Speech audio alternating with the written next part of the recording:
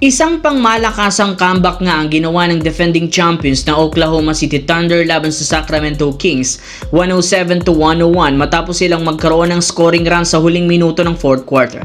Dito pinangunahan sila ni Shai Gilgeous-Alexander na merong 31 points, pero hindi rin naman siya ang tunay na rason ng comeback dahil sa effort ni Aaron Wiggins at AJ Mitchell na parehong gumawa ng 18 points. Dahil sa kanilang pagkapanalo, nananatili nga sila ngayon bilang undefeated sa Western Conference sa kasalukuyang record na 5-0 kahit undermanned ang kanilang lineup sa hindi dito paglalaro na Chet Holmgren at si Jalen Williams na kasalukuyang nagre-recover ngayon sa kani-kanilang injury. Kaya isang magandang sinyalis ito, sapat pa rin ang kanilang lineup para manalo sa dami ng mga talentadong malalaro na kayang tulungan sina Shai Gilgeous-Alexander at ilan sa mga key players sa kanilang mga laro. Samantala, pagkatapos nga na matalo ang Los Angeles Lakers laban sa Portland Trail Blazers, magkakaroon ng team ng 2-game road trip laban sa Minnesota at Memphis. Haharapin nila ito nang wala ang tulong ng mga superstar na sina LeBron James at Luka Doncic na parehong may iniindang injury. Kaya inaasahan na magiging undermanned na naman ang gusto ang kanilang lineup. Buti na lang base sa pinakahuling inilabas na balita, mismong si Coach JJ Redick nang nagsabi malaki ang tsansang makabalik at maka-rest back na dito sina Marcus Smart at Jackson Hayes sa kanilang next game laban sa Minnesota.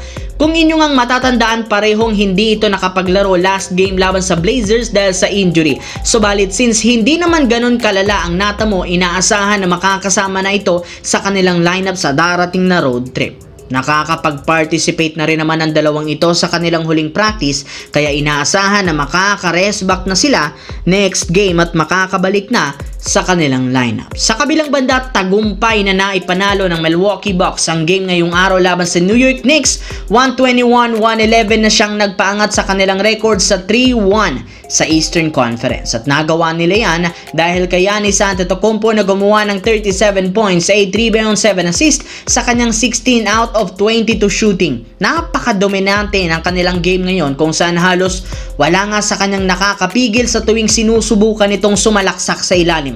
Ngunit may isang senaryo na dito na tinulungan pa siya ng mga referee matapos hindi tawagan ng traveling ang kanyang drive kahit man 5 steps na ang kanyang nagawa simula sa 3-point line. Kaya wala nga pong nagawa ang mga players at commentators ng Knicks kundi pagtawanan ang no-call travel ng mga referee. Maging ang mga fans, kinakantsawan si Giannis Antetokounmpo sa social media since parati rin naman niya itong ginagawa at hindi siya tinatawagan ng mga officials dahil ika nga superstar nga daw ito.